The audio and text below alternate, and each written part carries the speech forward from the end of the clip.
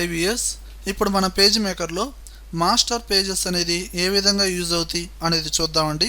చూడండి, మనకి page మేకర్లో master pages అనేవి ఎక్కడ ఉంటాయంటే ఇదిగోండి, ఈ బాటమ్ లెఫ్ట్లో ఉంటాయండి. ఇదిగో కనపడుతుంది కదా, LR లెఫ్ట్ రైట్, వీటిని మాస్టర్ పేజెస్ అంటారు. ఇవి పేజీ నెంబర్స్ అండి. ఈ పేజీ నెంబర్స్కి లెఫ్ట్ సైడ్లో ఉంటాయి మాస్టర్ పేజెస్. అసలు ఈ మాస్టర్ పేజెస్ అనేది పేజ్ మేకర్లో ఏ విధంగా యూజ్ అవుతాయి అనేది ఇప్పుడు చూద్దామండి.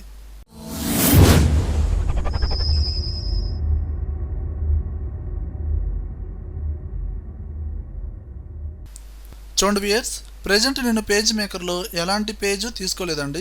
ఇప్పుడు మనకి ఒక పేజీ ఓపెన్ చేయాలి అంటే ఫైల్ మెనూలో న్యూ అనే బటన్ని ప్రెస్ చేస్తాం.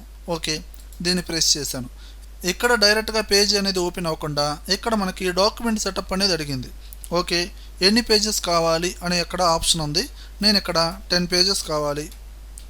అలానే ఇక్కడ ఆప్షన్స్లో డబుల్ సైడ్ అనేది సెలక్షన్లో ఉందా లేదా? ఓకే, సెలక్షన్లోనే ఉంది. ఇప్పుడు నేను ఓకే అనే బటన్ని ప్రెస్ చేస్తున్నా. ఎప్పుడైతే మీరు ఓకే అంటారో చూడండి, ఇక్కడ మొత్తం 10 పేజెస్ అనేది క్రియేట్ అయిందండి. కానీ ఇక్కడ ప్రతి పేజీ డబుల్ సైడ్లో వచ్చింది. ఎందుకంటే డబుల్ సైడ్ అనేది మనం సెలక్షన్లో ఉంచాం కాబట్టి. చూడండి ఇక్కడ ఈ విధంగా, అంటే లెఫ్ట్ రైట్లో ఈ విధంగా ఉంటుంది. ఫస్ట్ పేజీ మాత్రం సింగిల్ పేజీ ఉంటుంది. అదేంటండి, రైట్ సైడ్ పేజీ అనమాట. ఓకేనా, అంటే డబుల్ సైడ్ అనేది సెలక్షన్లో ఉంచడం ద్వారా మీకు ఈ విధంగా వస్తుంది. ఇప్పుడు నేనేం చేస్తున్నాను, డబుల్ సైడ్ అనేది తీసేస్తున్నానండి. ఎలా? ఫైల్లో డాక్యుమెంట్ సెటప్, దీన్ని ప్రెస్ చేస్తున్నాను. ఇక్కడ డబుల్ సైడెడ్ సెలక్షన్లో ఉంది కదా, తీసేస్తున్నా. ఇక్కడ ఓకే అనే బటన్ని ప్రెస్ చేస్తున్నా. ఇప్పుడు చూడండి, ఇక్కడ ప్రతి పేజీ ఇండివిజువల్గా ఉందండి. డబుల్ సైడ్ అనేది ఆఫ్ చేసాం కదండి. అండ్ ఇక్కడ కూడా మాస్టర్ పేజెస్ చూడండి, ఓన్లీ ఆర్ అంటే రైట్ పేజీ ఒక్కడే డిస్ప్లే అవుతుంది. అంటే ఈ మాస్టర్ పేజెస్ అనేది తెలుసుకునే ముందు మాస్టర్ పేజెస్ అనేది డబుల్ సైడ్ ఆన్లో ఉండడం ద్వారా 2 మాస్టర్ పేజెస్ ఉంటాయి. అదే డబుల్ సైడ్ సెలక్షన్ తీసేస్తే ఓన్లీ సింగిలే ఉంటుంది, అంటే రైట్. ఓకేనా, ఇప్పుడు ఫైనల్గా అసలు ఈ మాస్టర్ పేజ్ వల్ల యూజ్ ఏంటి చూడండి. ఇక్కడ నేను ఇలా సెలక్షన్ చేశాను అనుకోండి, 4th పేజీ సెలక్షన్ చేసినట్టు. ఇలా సెలక్షన్ చేస్తే 7th పేజీ. అదే ఇప్పుడు దీని మీద క్లిక్ చేశాను అనుకోండి, మాస్టర్ పేజీ సెలక్షన్ చేసినట్టు.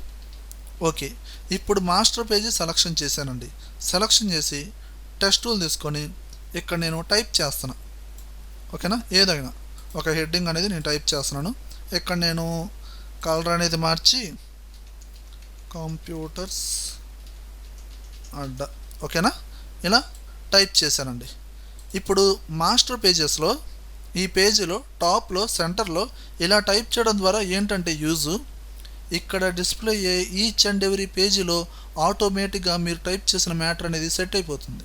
ఇదిగో ఇప్పుడు చూడండి, ఫస్ట్ పేజీకి వెళ్ళా, ఉందా లేదా, సెకండ్ పేజీ. అలా ఏ పేజీ సెలక్షన్ చేసినా మీరు మాస్టర్ పేజెస్లో ఏ మ్యాటర్ అయితే టైప్ చేశారో ఎగ్జాక్ట్గా అక్కడే ఉంటుంది. ఇప్పుడు నేను నార్మల్ పేజీ సెలక్షన్ చేసి దీని కంటెంట్ని డిలీట్ చేస్తాను, మోడిఫికేషన్ చేస్తానంటే కుదరదండి. ఎందుకంటే ఇది మీరు మాస్టర్ పేజెస్లో టైప్ చేశారు.